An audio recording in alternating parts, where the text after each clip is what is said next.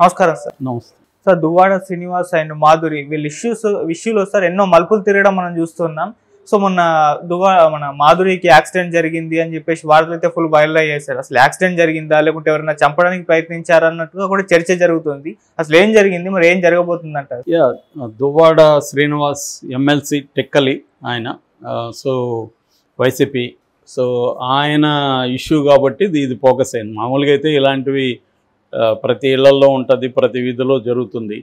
కానీ ఇప్పుడు ఏంటంటే తెలుగుదేశం మీడియా స్ట్రాంగ్గా ఉంది కాబట్టి దీన్ని పెద్ద ఎత్తున చేసింది. దాని తర్వాత సోషల్ మీడియా కావచ్చు, యూట్యూబర్స్ కావచ్చు, ఇది కొంత జ్యూసీగా ఉంది, డ్రామా ఉంది. అంటే ఒక భర్త భార్య ఔర్ ఓ అనేది ఒక సినిమా ఉంది కదా, పతి పత్ని ఔర్ ఓ అని, అట్లాగా భర్త భార్య ఇద్దరున్నారు, ఇంకొక ఆమె ఉంది. ఇంతకంటే డ్రామా ఏం కావాలి? పైగా భార్య ఓపెన్గా అయింది, కూతుర్లు ఓపెన్ అయ్యారు. సో అందువల్ల ఇది ఇంట్రెస్టింగ్గా ఉంది. తెలుగుదేశం మీడియా దీన్ని జగన్కి అంటగట్టడం, ఆయన ఎవరు సజ్జల రామకృష్ణారెడ్డికి అంటగట్టడం, ఆయన వల్లే వీళ్ళు ఇది అయ్యారని ఒక న్యూస్ రాయడం, జగన్కి పొరుగు పోయిందని రాయడం, ఇది చేస్తున్నారు. ఇది నిజంగా పరువు దీనికి ఏం సంబంధం లేదు, ఇది వాళ్ళ ఫ్యామిలీ మ్యాటర్ యాక్చువల్గా. బట్ జనరల్గానే మనకి ఇవాళ ఇట్లాంటి జ్యూస్ ఐటమ్స్ ఎక్కువగా, మామూలుగా ఇవన్నీ గాసిప్స్ లెవెల్లో ఉంటాయి. ఇవాళ ఇది మేజర్ చర్చకి దారితీసింది. సో దీనివల్ల ఏమైందంటే మన బంగ్లాదేశ్ పరిణామాలు కావచ్చు, లేకపోతే ఇజ్రాయెల్ పాలస్తీనా ఇష్యూ కావచ్చు, లేకపోతే అదానీ హిండెన్బర్గ్ ఇష్యూ కావచ్చు, ఇలాంటివి కాకుండా ఈ జ్యూస్ ఐటమ్స్ని జనం ఎక్కువ చూస్తున్నారు కాబట్టి మేము ఇది ఎప్పటి నుంచో ఇది ఉంది, కోడి ముందా పెట్ట ముందలాగా జనం చూస్తున్నారు కాబట్టి మేము ఆ సినిమాలు తీస్తున్నాం అంటే, మీరు ఆ సినిమాలు తీస్తున్నారు కాబట్టి జనం చూస్తున్నారు అన్నట్టుగా మీడియా అండ్ ఇది కూడా ఉంది. జనరల్గా నేను చాలాసార్లు చెప్తుంటాను, యూట్యూబ్ లేదా వెబ్సైట్ ఇవాళ ఉన్న మోడల్ ఏంటంటే, ఎన్ని వ్యూస్ ఎక్కువ వస్తే అంత డబ్బులు వస్తాయి వీళ్ళకి, యాడ్స్ వస్తాయి, ఆ యాడ్స్లోంచి యాడ్ రెవెన్యూ వస్తుంది. సో దేనికి వ్యూస్ వస్తున్నాయో చూసుకొని దాన్ని పెంచుకుంటూ వెళ్తారు, అది అరిగిపోయే వరకు. ఇంకా సో అది వ్యూస్ తగ్గిపోయినాయనుకో ఆటోమేటిక్గా వేరే దానికి జంప్ అవుతారు. ఇది మోడల్ అన్నమాట. సో క్లియర్గా వ్యూయర్స్ దేనికి వెళ్తూ ఉన్నారు అని, అది లేనప్పుడు నువ్వు ఎంత హంగామా చేసినా అవి చూడరు. కొన్ని ఇష్యూస్ ఉంటాయి, పెద్ద ఎత్తున బ్యాంగ్ అన్నట్టుగా ఇస్తారు కానీ ఆడేమి చూడరు. కాబట్టి ఫైనల్గా వ్యూయర్స్ని బట్టే ఈ మోడల్స్ సర్వైవ్ అవుతున్నాయి. నా దృష్టిలో అయితే వ్యూయర్స్ని బట్టే వీళ్ళని అనేకంటే కూడా వ్యూయర్స్ అవి చూస్తున్నారు కాబట్టి వాటిని ఇస్తా పోతారు వీళ్ళు. అవి లేదంటే ఆపేస్తారు, ఇంతే సింపుల్. ఇది వీళ్ళు అనుకున్నా కూడా కొన్ని విషయాల్ని క్రియేట్ చేయలేరు. యూట్యూబ్ ఛానల్ కానీ వీళ్ళు కొంత ట్రై చేస్తారు కొన్ని విషయాలు చేద్దామని, చేసినా చేయలేరు. ఎందుకంటే ఇన్హెరెంట్గా అవి జనాలను ఆకట్టుకో. సో అలాగా ఇప్పుడు ఈ దువ్వాడ శ్రీనివాస్ది వీళ్ళది లేటెస్ట్ డెవలప్మెంట్ ఏంటంటే, నిన్న దివ్యల మాధురి అని ఆమె అనఫిషియల్గా దువ్వాడ శ్రీనివాస్కి భార్య అని చెప్పచ్చు. అంటే పెళ్ళి అనేది లేదు కానీ కలిసి ఉంటున్నారు, గత 2 ఏళ్ళ నుంచి సహజీవనం చేస్తున్నారు. లీగల్గా భార్య అయిన వాణితో ఆయన కలిసి ఉండట్లేదు 2 ఏళ్ళ నుంచి. సో లీగల్గా విడాకులు తీసుకోలేదు. ఆమె ఆల్రెడీ ఈయనకి వ్యతిరేకంగా నిలబడాలనుకునింది, దాన్ని మళ్ళీ వాళ్ళు ఏదో మార్చారు, డబ్బులు ఏదో ఖర్చు పెట్టించారు, ఇవన్నీ జరిగాయి. ఆయన ఏం చెప్తున్నాడంటే, నేను ఈ దివ్యల మాధురి ఎవరో కాదు, ఆమె డ్యాన్స్ టీచరు, ఆమె నాకు పరిచయం చేసింది నా భార్య వాణిని.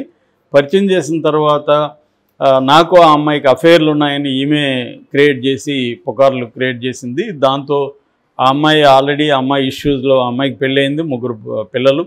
ఆ అమ్మాయి ఇష్యూలో ఉండి దీన్ని ఈ ప్రచారాన్ని తట్టుకోలేక తన ఆత్మహత్యకు పాల్పడింది. ఆ టైంలో నేను సేవ్ చేశాను, దాంతో ఆ అమ్మాయి నాతో ఉండడం మొదలుపెట్టింది. అలాగే మేమిద్దరం, నాకు కూడా నా భార్యతో పడలేదు, అందుకని మేమిద్దరం కలిసి ఉన్నాను, నేను నాకు ఆస్తి అంతా కూడా కూతుర్లకి ఇచ్చేసానని ఆయన చెప్తున్నాడు. ఈమె వాణి ఏమో అతను అంతా అబద్ధాలు చెప్తున్నాడు, ఆమె నా భర్తని ఇది చేసింది అని ఆమె చెప్తుంది. సో వాళ్ళ నాన్న ఎవరు, మన వాణి వాళ్ళ నాన్న కూడా సంపతి రాఘవరావు, ఆయన కూడా రంగంలోకి వచ్చాడు నిన్న. ఆయన ఏమంటున్నాడు, అసలు ఈ దువ్వాడ శ్రీనివాస్కి ఆస్తి అంతా నేనే ఇచ్చానని అతను అంటున్నాడు. సో ఈమె దివ్యల మాధురి, ఆమె కూడా ప్రెస్తో మాట్లాడింది. ఆమె కూడా ఈ దువ్వాడ శ్రీనివాస్ చెప్పిన స్టోరీని ఆమె చెప్పింది. నేను డ్యాన్స్ టీచరు, నన్ను ఈమె పరిచయం చేసింది, ఆ తర్వాత ఆమె నా మీద ప్రచారం చేస్తుంది, అందుకని దువ్వాడ నన్ను కాపాడాడు, is a friend, philosopher, guide, ఈ రొటీన్ ఒక డైలాగ్ ఉంటుంది, అది ఆమె చెప్పింది. సో నేను లీగల్గా అయితే నేను భార్య కాదు, కానీ మేము లీగల్గా తీసుకున్నప్పుడు మేము ఇద్దరేమీ నేరం చేయట్లేదు, ఎందుకంటే కలిసి ఉండొచ్చు అని సుప్రీంకోర్టు కూడా చెప్పింది అనేది వీళ్ళు అంటున్నారు. దీనికి తెలుగుదేశం మీడియా లీగల్గా కరెక్ట్ కావచ్చు కానీ మోరల్గా కరెక్టా అని వీళ్ళు తొక్కలో మోరల్. ఎవడికి మోరల్? తెలుగుదేశం వాళ్ళకి మోరల్స్ ఉన్నాయా? అసలు ఏ రాజకీయ పార్టీనైనా మోరల్స్ మాట్లాడే హక్కు ఏ రాజకీయ పార్టీకి ఉంటుంది? వీళ్ళేమో దాన్ని మోరల్స్ అని ఈ యాంగిల్లో వీళ్ళు ఆర్టికల్స్ రాస్తున్నారు, చర్చిస్తున్నారు. నిజానికి ఇక్కడ మోరల్స్ పాయింట్ ఆఫ్ నుంచి డిస్కస్ చేయడమే రాంగు.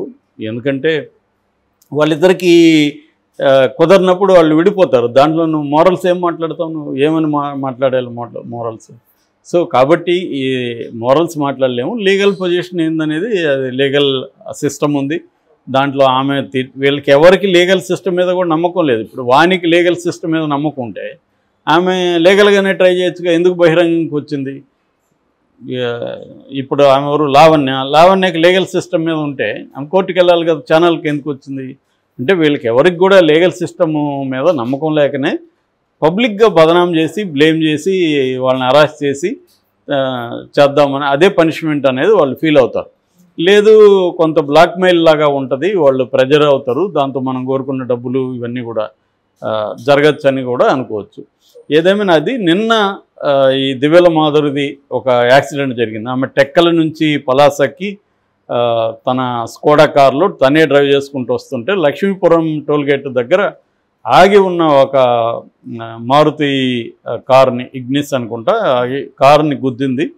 గుద్దినప్పుడు ఈమె బెల్ట్ వేసుకొని ఉంది, ప్లస్ ఎయిర్ బ్యాగ్స్ ఓపెన్ అయినాయి. దానివల్ల ఈమెకి సివియర్ గాయాలేం లేదు, బాగానే ఉంది. హాస్పిటల్లో కూడా మాట్లాడుతుంది, చిన్న చిన్న గాయాలైనాయి. సో హాస్పిటల్లో ఆమె ఏం మాట్లాడుతుందంటే ఫస్ట్ టైం ఇది యాక్సిడెంట్ అనుకున్నారు, లేదా వాణి బంధువులు ఏమన్నా ఈ అమ్మాయిని యాక్సిడెంట్ చేశారని కూడా పుకార్లు వచ్చాయి, హత్యాయత్నం కూడా పుకార్లు వచ్చాయి. అయితే ఆమె టీవీతో పోలీసులతో మాట్లాడుతుంది, నేనే ఇది యాక్సిడెంట్ కాదు, నేను కావాలనే గుద్దాను, చనిపోదామనే గుద్దాను, సో నన్ను ఇప్పుడు కూడా కాపాడకండి మీరు అని చెప్తుంది. ఎందుకు చేసావని అడిగితే నన్ను బదనాం చేస్తే పర్లేదు, నేను ఇన్వాల్వ్ అయినాను కాబట్టి నన్ను చేయొచ్చు, కానీ నా పిల్లలు, వాళ్ళు 3 పిల్లలు, వాళ్ళని కూడా లాగుతున్నారు, వాళ్ళ మీద దుష్ప్రచారం చేస్తున్నారు, వాళ్ళు చాలా బాధగా ఉన్నారు, దాన్ని నేను చూసి తట్టుకోలేకపోయాను, అందుకని చచ్చిపోదామని, నేను చచ్చిపోతే ఈ సమస్య సాల్వ్ అవుతుందని ట్రై చేశానని చెప్తుంది. ఆమె ఆల్రెడీ ఆమె కొంత ఆత్మహత్య నేచర్ ఉన్నట్టు కనబడుతుంది. ఎందుకంటే గతంలో కూడా ఆమె ఆత్మహత్య చేసుకున్నప్పుడే కదా తను కాపాడాడని మనకు తెలిసింది. సో ఈ కాంటెక్స్ట్లో మళ్ళీ ఆమె ఆత్మహత్య వైపు వెళ్ళడం అనేది ఒక ఇందులో విషాదమైన అంశము. ఏదేమైనా ఆమె ప్రాణాలతో అయితే బయటపెట్టింది. ఇప్పుడు ఇది ఇంకా సాల్వ్ అవుతుందా, ఇంకా కంటిన్యూ అవుతుందా? ఎందుకంటే దీన్ని సాల్వ్ కానికుండా చూసుకునే మీడియా బలంగా ఉంది. తెలుగుదేశం వాళ్ళు దీన్ని మ్యాక్సిమం పెంచి పోషిస్తారు. మొన్నటి వరకు విజయసాయి రెడ్డి ట్రై చేశారు, సో అది అయిపోయింది. ఇప్పుడు విజయసాయి రెడ్డి ఏమైందో ఎవడికి తెలియదు, దాన్ని పక్కన పెట్టేశారు. ఇప్పుడు ఇది తీసుకున్నారు. అంటే తెలుగుదేశంకు ఉన్న లక్ష్యం ఏంటి?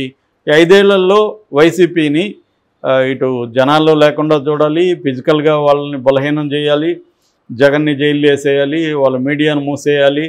ఇట్లా వైసీపీకి సంబంధించి సర్వశక్తుల్ని వీక్ చేసేసి దాన్ని లేకుండా చూసుకోవాలి. 2029కి బాగా బలహీనం చేసేస్తే మనం సునాయాసం గెలవచ్చు అనేది తెలుగుదేశంకి ఉండదు. అది ఎవరికైనా అధికారంలో ఉన్న పార్టీకి అదే లక్ష్యమే. బీజేపీకి ఇప్పుడు అదే లక్ష్యమే కదా, ప్రాంతీయ పార్టీలని తొక్కేయాలి, కాంగ్రెస్ని తొక్కేయాలి, మనం అధికారంలో ఉండాలనేది మోడీకి ఉన్న లక్ష్యం.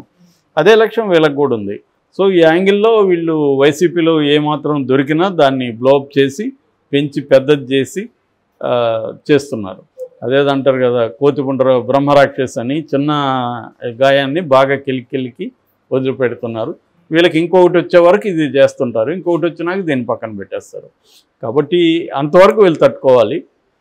మరి ఏం జరుగుతుందో చూడాలి. అతను కూడా బాగా డిస్టర్బ్డ్ క్యాండిడేట్ లాగా ఉన్నాడు. దువ్వాడ ఆయన కోపంగా ఎగరడం కానీ అవన్నీ కూల్గా సాల్వ్ చేసుకునేటివి కనబడలేదు.